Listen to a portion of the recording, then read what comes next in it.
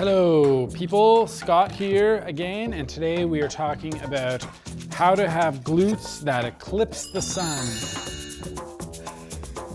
Okay, just to be more clear, what I really want to go over today is the Romanian deadlift. If you don't know it as the RDL or Romanian deadlift, then you've probably heard of the stiff leg deadlift. So either way, it's a hip hinging exercise. So whenever you hinge the hip, you gotta look at what the hip hingers are, and it just so happens to be the bum. So let's talk about the butt for a second. So if you were to look at my butt, not too closely, Jim, you would see that up over my ilium or love handle, my butt runs down like that, and it kind of turns, takes a turn. Everyone's butt does that. It's not just my butt that takes a turn. And the insertion point is over here. So what do we know about the butt? So we know that because, focus, okay? Up here, Jim, for crying out loud. So if I rotate my knee open, that means my glute will be slightly on short, meaning it'll be contracted. So we like contracted glutes, but not too much. So the Romanian deadlift, I'll give you a quick demo first, is basically there. So when I'm in this position, my butt is in length. There's a bit of a stretch from my love handle area to the base of my glute, and my knees are rotated open, so the glutes are activated. And as I come up, I'm shortening those guys, squeezing my glutes. Now,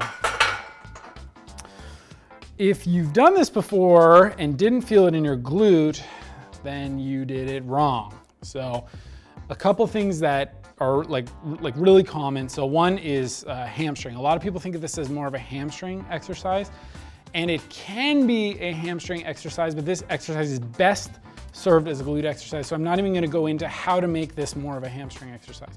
Two, what a lot of people find is it gets really back dominant. So what a lot of people end up doing is they'll go down, and then if you watch my spine really carefully, get over here, Jim.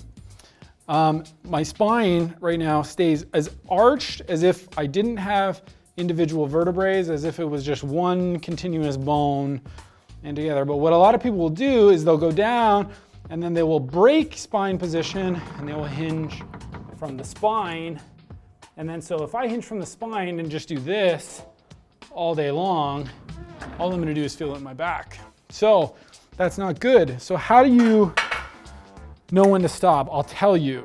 So the hamstrings, speaking of the hamstrings again, if you keep your back nice and arched, because the hamstrings attach kind of right in, Jim, right in on the pelvis, what you'll find is by keeping, what do you keep doing that for? So as you keep the pelvis really arched, the hamstring will be on length sooner, okay? So if I went to touch my toes, right, but I kept my back straight, that would be a hamstring stretch. Now, if I move my spine, because my hamstring is already fully on length of my pelvis, is this gonna add to my hamstring stretch or not? It's not, because I'm stretching my spine. That's right, Jim. So what I need to do with my Romanian deadlift is just avoid that like vulnerability of the spine. So why that hamstring stretch is useful is because as we go down, you'll get the hamstring stretch. We're gonna not add the spine, and that's your cue to come back up. So if I've got tight hamstrings, my RDL looks like this, maybe like this. Maybe if you're as tight as my dad, it looks like this. But if you have a reasonable hamstring mobility, should be somewhere around there. So you'll go down with a big arch, get the stretch through the hamstrings, then brace your core, glute. So it's arch down, glute up. And another thing, this is not a down up exercise. This is a back forward exercise. So if you watch my hips, they rock back onto my heels and forward.